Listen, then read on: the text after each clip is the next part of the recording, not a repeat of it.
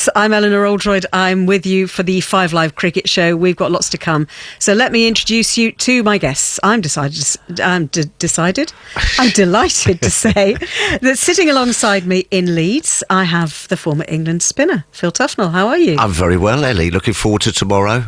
There's a bit of a buzz, isn't there, going around this New England side and what have you, and what they're going to bring. And if it's anything like the last two Test matches, we're going to be in for a cracker. Yeah, it's been a glorious sunny day in Leeds. Yes, I think we got a beautiful evening. I think we've got 2 or 3 good days, and then there might be a few showers. The wicket looks pretty flat, so expecting some runs ahead in Leeds. Excellent. Well, also with us are England bowlers Mark Wood and Tamal Mills. How are you both? Good evening. Hello. Evening. Hello. Evening. Right. Hello. I can see Hello. you as well, and you can. Hello, boys. Well, we were on Zoom now. We've got it up and running. We can all say hello. So Woody, how are you? Where are you? Are you at home in the northeast? Yes, in the northeast. Been in the training today. Done some bowling, so going okay on the comeback trail, and excited to chat some cricket. Yeah. I wanted to ask you about how your injury is, and I'll ask the same question to Tamal in a second as well. But how's that all going? It's been a lot slower than I would have liked, to be honest. Very frustrating, but back off the long run now. I mean, I don't think I could get any more strapping on me if I tried. I mean, my ankle's already strapped up. Now I've got me whole arm and elbow strapped up. Very mummified at the minute, but hoping that it does the trick. Yeah, and how are you going as well, Tamal? Because what's been I've kind of lost track of the injury list for England bowlers at the moment. So how are you getting on? Yeah, no, I'm for once I'm okay. I'll try and find some wood just to tap on. Yeah. But I've been good. Yeah, in the thick of it with the blast. The blast schedule has been pretty relentless this year. We're about to go into back-to-back games tomorrow night and Friday night. But fit and firing, playing for Sussex, enjoying it and looking forward to the rest of the summer.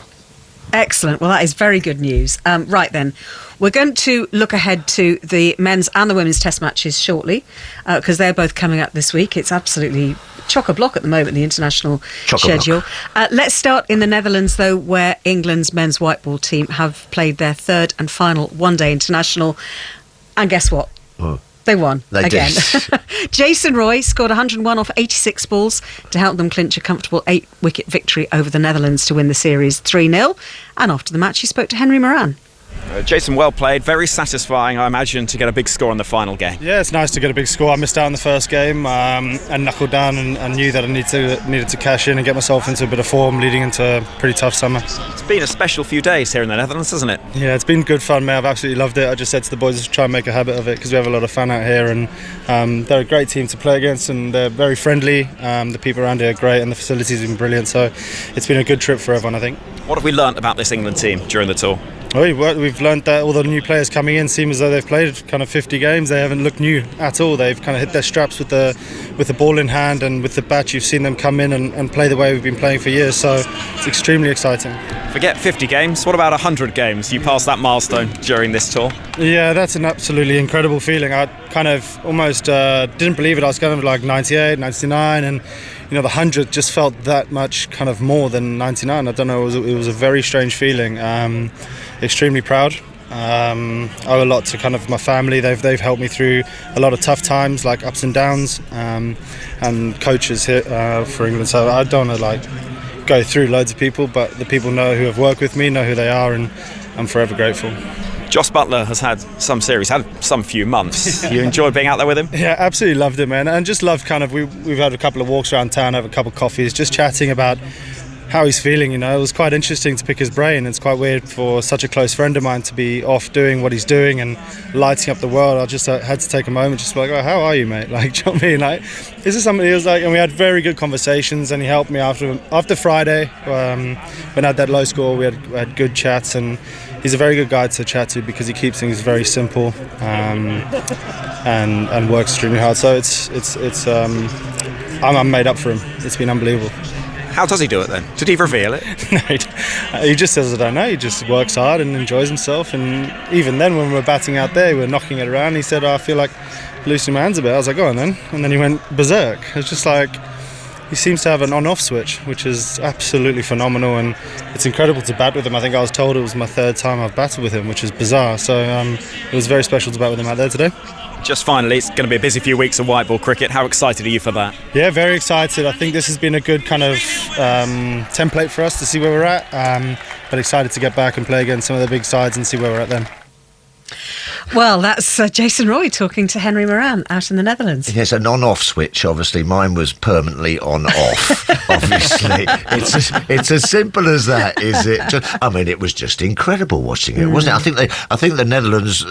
It's cost them a fortune in lost balls. I just kept seeing them going into the forests and into the bushes. And broken windows as well. It was phenomenal hitting, phenomenal power. Yeah. What does it mean? Do you think for Jason? I mean, for Jason's 100th ODI cap, Woody, you've played with him because you won a World Cup with him as well, and the way he talks about that partnership that he has, that friendship that he has with Joss, and you can't learn from anyone better than Joss Butler when it comes to hitting big sixes. Yeah, and they're both fantastic teammates to have in the group. I think they give a lot of energy, they give a lot back. Both of them do that, and they're of course big friends, the two of them, and I think 100 games is fantastic for Jason. We're all very proud of him, but don't underestimate, how he, his influence on the group as well. He's a big part of that group. He's one of the main ones that changed everything when we first, got back together in this new change. Back in 2015, he opened the bat, and then he was the one that people looked to. The toughest part of the ODI innings, when the ball might move a little bit or might do something, and he takes people on straight away. So he's been a big part of that. So super proud of him. He mentioned a little bit in there, but sometimes he is a bit up and down like a roller coaster. When things are good, they're very, very good.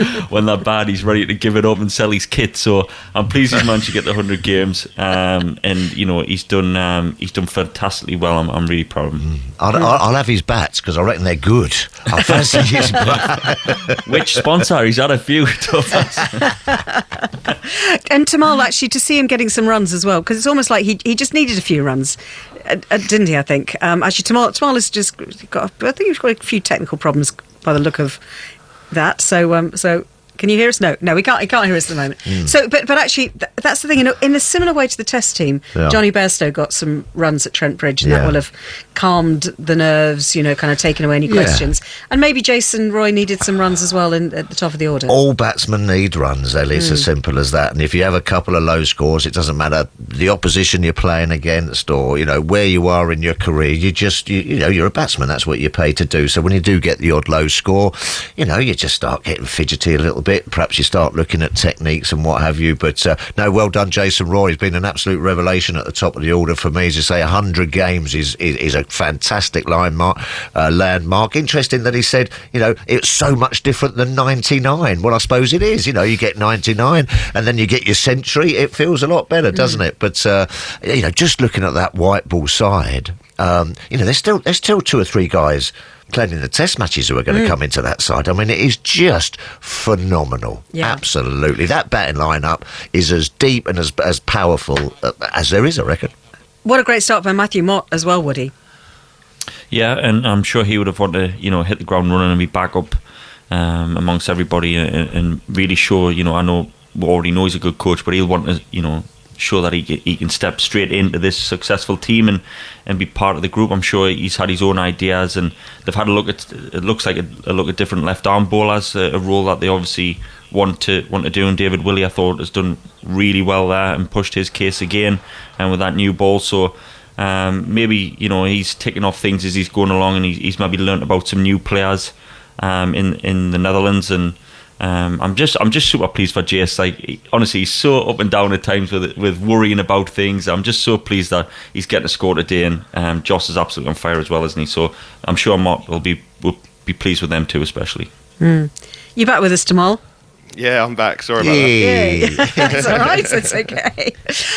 What do you think about the fact there's been a little bit of criticism with people saying, right, okay, well, it's only the Netherlands. You talk about a record 498 score, but it's still against relatively weak opposition. Is that fair, or is it good for the development of cricket?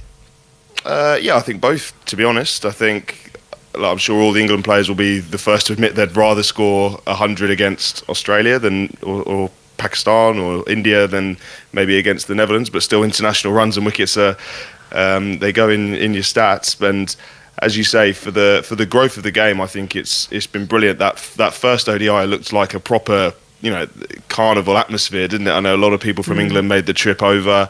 I saw a journalist, he said he thinks it should be a case where England should play kind of Holland and Ireland kind of bi-yearly, alternate a tour every summer, because we know the strength and depth in this England team. You don't have to worry about if it clashes with the test match or anything else that's going on. England can send a very strong white ball team no matter what time of the year. So those are the type of things, if you're looking at the growth of the game, and I'm sure the Dutch players will be thrilled to have played this 3-game series, even though at times they've been obviously fetching the ball to all parts. But I think it's been a massive success. The England players, as Jay said in that interview, it was great preparation for him. He's already looking ahead. We've got white ball games against India and South Africa this year, so it's good to kind of shake a bit of the rust off, get some time in the middle, get some confidence, get some runs. And for the Netherlands, it's a great experience to test themselves against obviously one of the best white ball teams in the world. Yeah, and I think you can throw Scotland into that as well, into that mix as well. And I, just looking on the TV, the crowds were just loving it, weren't they? They were lapping it up, and that can only filter down through the sort of the structures of the nations' sort of cricket. Get the kids inspired by it, get them along. There'll be kids there from the Netherlands going, oh wow, I want to bat like Josh Buttler, and then that's their next sort of pathway through. So I think it's a brilliant idea to send teams over there. It can only have done Netherlands cricket good. Okay, the boys got a bit of a walloping. It was a bit of a chastening experience, that's for sure. But they'll learn from that. But I think the bigger picture, is actually the growth of the game in those countries. Yeah. Owen Morgan, let's ask that question, because he missed the game today because of a groin injury. He scored 2 ducks in the series, in the games that he played in. Is it time for a new captain? Steady. I know. Got in there. You're going to ask 2 current England bowlers whether the captain should be I think sacked. I need to ask Toughest. You can answer the question, and then I'll get the guys to answer. I think the answer is no. I think that for a start off, things like that happen in huge scoring games. There's always someone who comes out and doesn't perhaps gets as many as they'd like to. It's just the way that the cricket goes. But I also think that Owen Morgan has earned the right to call time in my book. So a couple of low scores, I don't think it's going to affect him. He has mentioned that he has to sort of pick and choose now a little bit because of the body. So I think, as you say, he's earned the right to call time, and I don't think the time is right now. I think he's going to definitely look forward to go through to the the T20 in November, October time and things like that. So no, I mean he's very good at handling pressure and stuff, and he'll know. He won't be wanting to be holding up the growth of that England side. There's a lot of very good white ball. He won't be wanting to keep one of these young kids who are absolutely smashing it around out of the side. He's that kind of guy. He'll want to see the England side grow. Also, though, for England, he's a left-hander, plays spin really well, so they'll want to get him in nick, that's for sure. In that middle order, we haven't got a lot of left-handers, so they'll want to get him scoring runs. But no, for me, it's just a little blip, and he's got broad shoulders and he moves on. What does he give that team, Mark? So much. I think I couldn't imagine the team without Morgie in it, to be honest. I think Tough has hit the nail on the head there. Like he will not want to hold anyone up. He's not that type of guy. He's not selfish or anything like that. It's always team first. I couldn't imagine him not being in the team. For me, he is sometimes a bit of a form player. When he's out in nick, he doesn't get them, and then when he's in nick, he just can't stop scoring them. So it's a long summer. There's plenty to go ahead with a big winter. If he starts getting on a roll, Morgie will churn him out one after the other because he's very much, when he gets on a run of form, he continues it. So I have absolutely no problems. I'm actually a bit flabbergasted that it's even questioned. Like, it's just Morgie is the captain of the team. He leads by example. He's fantastic. He's got that group together. Just because he's out of maybe a little bit of form, it's only 2 games. You know what I mean? Two ducks. But if he carries on in the summer and gets one score, it'll be forgotten about, and so for me it's not a big deal. I think Morgie's the captain; he'll be absolutely fine. Tamal, you with Woody on that one? Yeah, I think I haven't played anywhere near as much for England under Morgs as Woody has, but obviously I came back into the setup for the World Cup this winter, and one thing that I noticed, like I've been lucky enough, I've played a lot of franchise cricket, I've racked up a lot of different teams now, and you don't often, in my opinion, you don't often notice a captain very often playing in all these different. I've played for so many different teams under so many different captains. They're kind of all blend into one a little bit. But when you go to England and you play in the white ball side, you know Morgie's a captain, if that makes sense. He's both on the field and off the field. He is kind of that leader that is hard to ignore if that comes across in the right way. And as Woody said, he has transcended English white ball cricket this last however long it's been, and as Tough has said, he'll know when the time is right for him to step aside, and hopefully that's not anytime soon.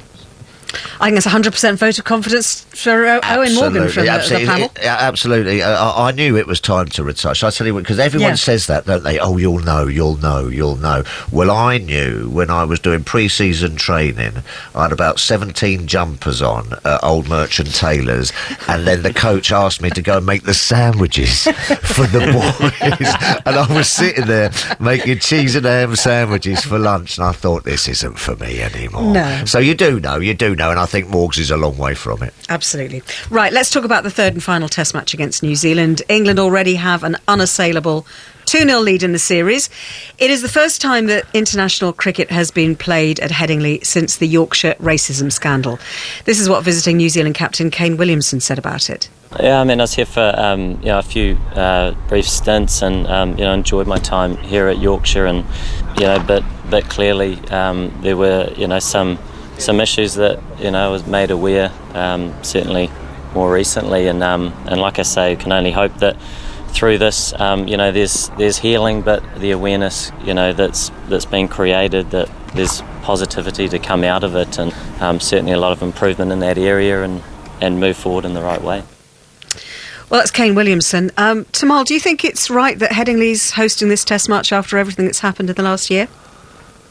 It's difficult for any of us to say should a ground or a club be hosting test match cricket. I think test match cricket is obviously removed and different from county cricket and from whatever's been going on at Yorkshire. It's obviously been well publicised over this last 12 months or so. A lot's been going on. There's a lot still going on. You're reading in the press all the time. So Dave Willey, Tom Kohler-Cadmore have decided to move on. I know Dave had a few things to say about his experiences at Yorkshire this last year. So there's obviously a lot going on. Darren Goff's obviously gone in there and having to turn a lot of things around. But yeah, they're obviously trying to sort things out. I don't think that's in a matter of up for debate. Sorry. So I personally don't have a problem with Headingley hosting an England Test match. But again, that's probably way above my pay grade.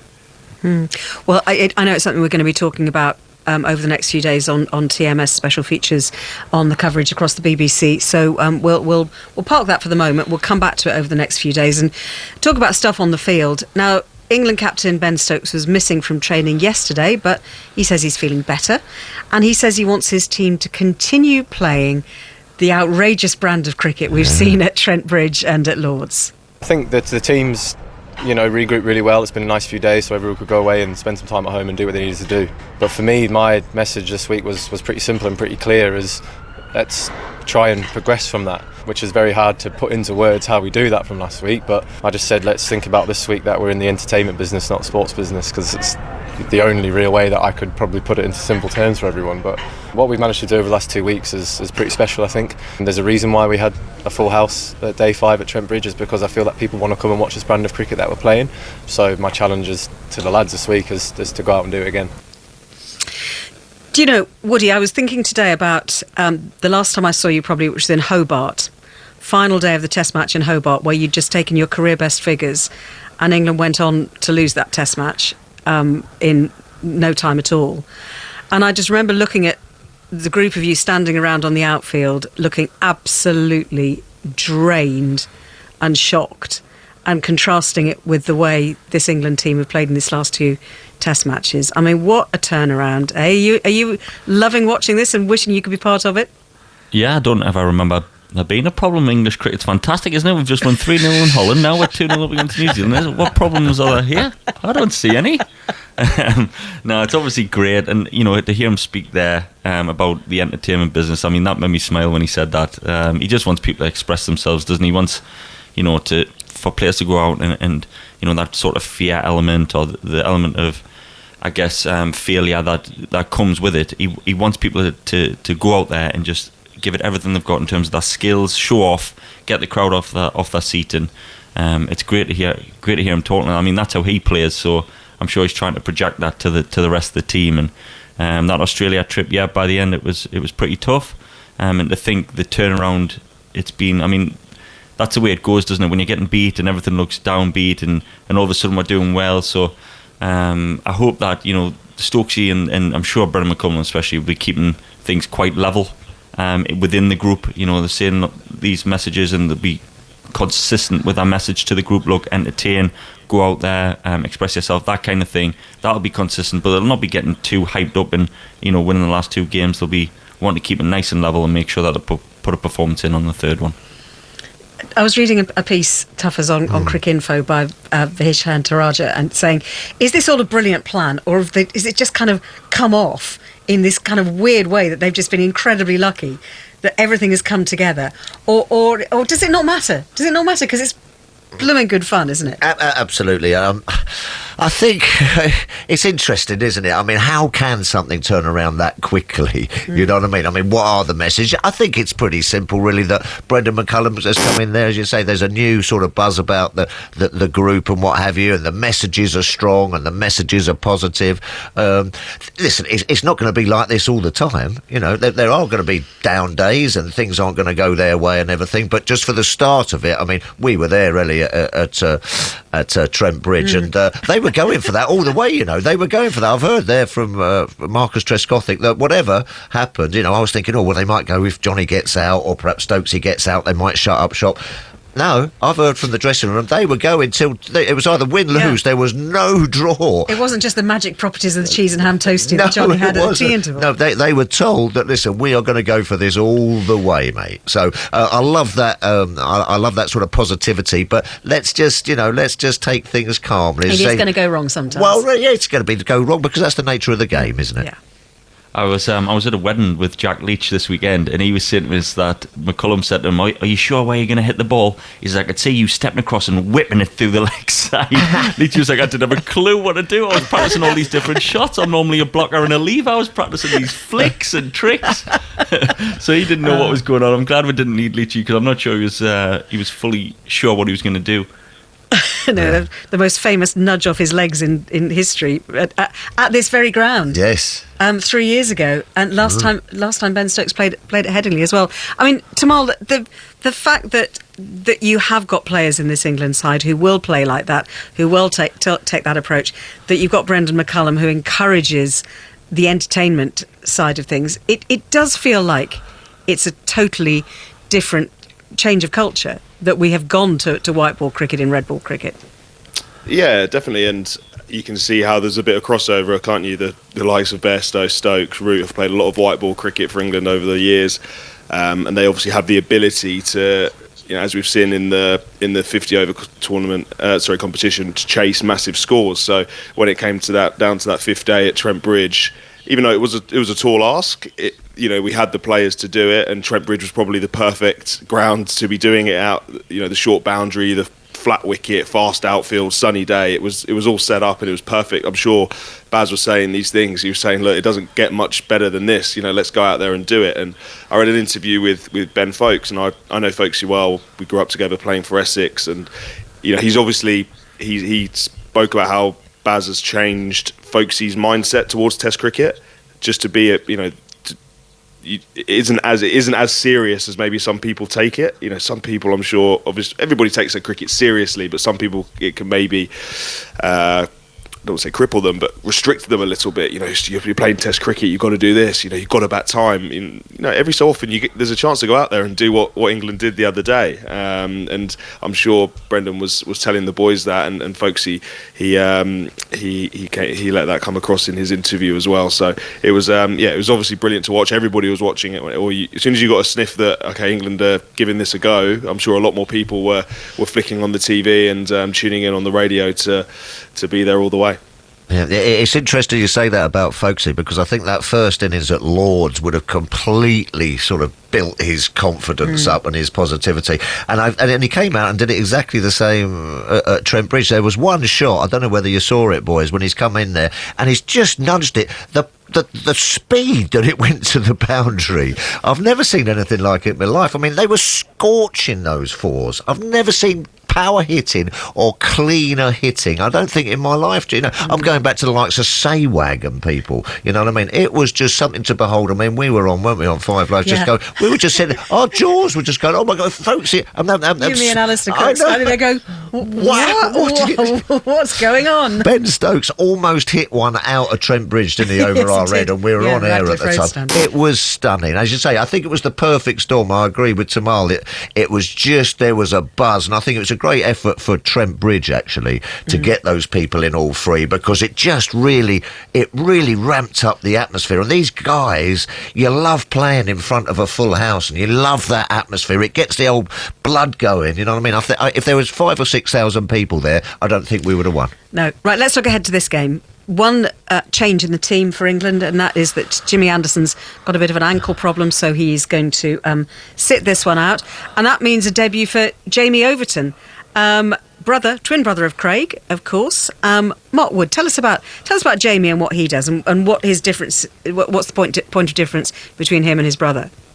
So obviously very similar in height, but what I would say is that Jamie's a bit more of an aggressive bowler, someone that'll hit the deck hard, back of a length, charges in. He's changed his run up, but he still, gives a good lick when he's running in. And he'll try and hit the bat as hard as he can. Maybe be that aggressor role of Stokes needs that sort of guy. The only time I can say or give you something about Jamie off the field would have been me, Craig, and Jamie were playing cards one day, and Craig very gently lay his cards on the table that he'd won that hand, and Jamie lifted the whole table up. So that's probably the difference between the two of them. So I think he'll definitely be the more aggressor of the two brothers. Woody, is he going to look to be sort of like the enforcer, or can he slot into a sort of top of off stump and just look to sort of move the ball out a little bit? Yeah, I would say his stock ball will be that away swing. I mean, I've seen, if you look in the county championship, he's bowled left-handers with the ball coming back. Yeah. Genuinely, I would say away swing would be his natural, but because he's got that height and that natural bounce that he's going to get, I think that aggressor role is something that he's done before. I wouldn't pigeonhole him as just an aggressive bowler, but we've turned to Potts and Stokes, Stokes must need a break from that aggressive role once. Yeah. So I think having someone like Jamie could certainly help that. Yeah. We're talking about that competition, or that sort of competitiveness between brothers, between twin brothers as well, and the kind of the slightly aggressive nature of Jamie's approach. And Tamal, in the county championship not that long ago, Jamie had Craig on his backside, didn't he? He bounced him, and he ended up on his back. Yeah, he did. He gave him a concussion, didn't he? On the head, and Josh Davey as well. Jamie Overton had 2 retired hurts to his name, and then Josh was unfortunately knocked out for the rest of the game and was replaced, but Craig eventually had some time off the field and came back out to bat, and first ball, Jamie bowling back at his brother, another bumper straight at him, and Craig, I think I saw it again. I saw an interview on. I think his dad was in the crowd watching, and it must have been quite tough viewing to watch one of your sons trying to knock out the other one. But as Woody said, he's had a really good start to the year. He made the move from Somerset up to Surrey a year or so ago, and I think it probably took him a little bit longer to kind of settle in than what he maybe would have liked. But this year, you see all the clips and you hear around the county circuit, he's obviously bowling really well. As Woody said, he's swinging the ball, so he's got skill. He's not just a an out and out quick bowler, so he's swinging the ball. But I'm sure he'll certainly be the quickest of the England bowlers on show. There's a little slope at Headingley, isn't there? So you might be given down the hill at Headingley. You never know. Was it first test? Now come up you do. Up Broady will be telling them that. Sorry, youngster, you're coming up the hill. I'm charging down the hill today. Well, I was reading today that actually the Overton twins, they kind of started playing together. I think it was the North Devon Cricket Club, and there was a wind off the sea. And one of them, and so Craig always bowled into the wind, and Jamie bowled with the wind at his back. So that kind of is. Knowing Jamie, as Woody said, knowing Jamie, that sounds about right. Yeah.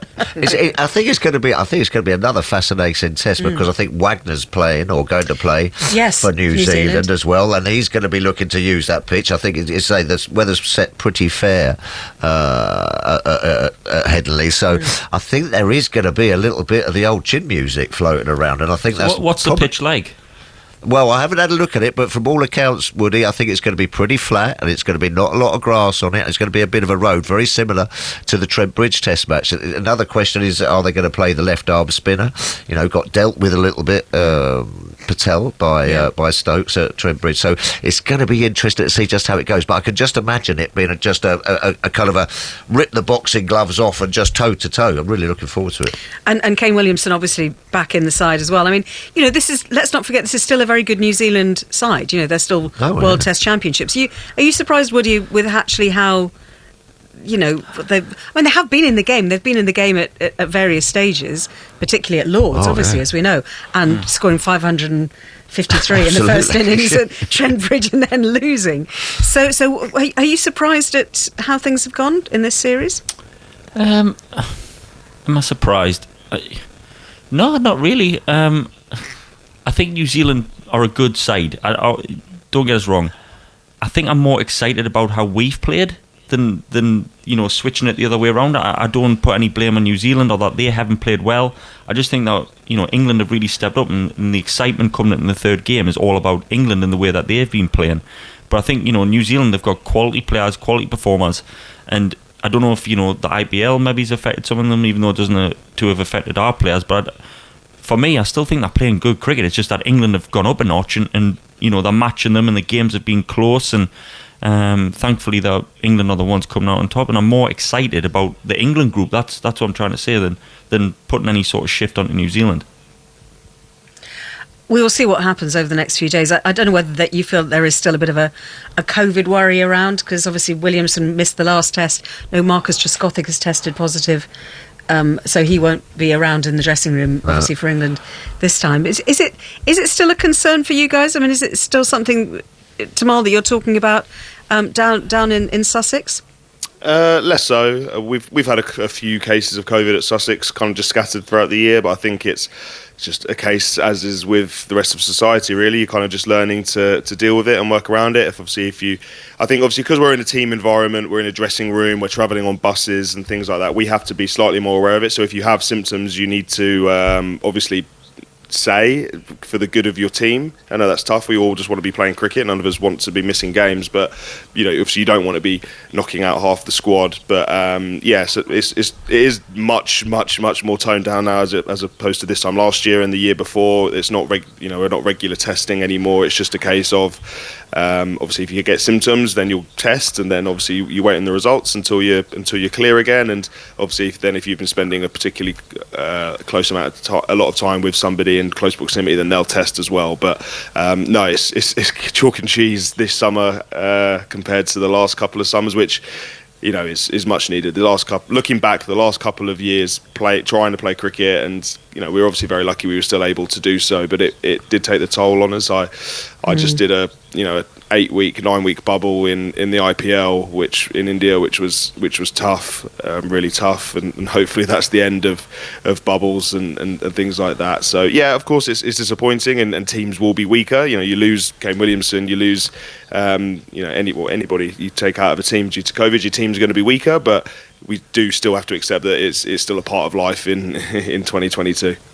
I'm looking forward to Kane Williamson coming back, actually. I mean, absolute top-class player, leads the side really well. So great to see him back. And, I think he'll probably have just a point to prove. I expect him to get a few runs.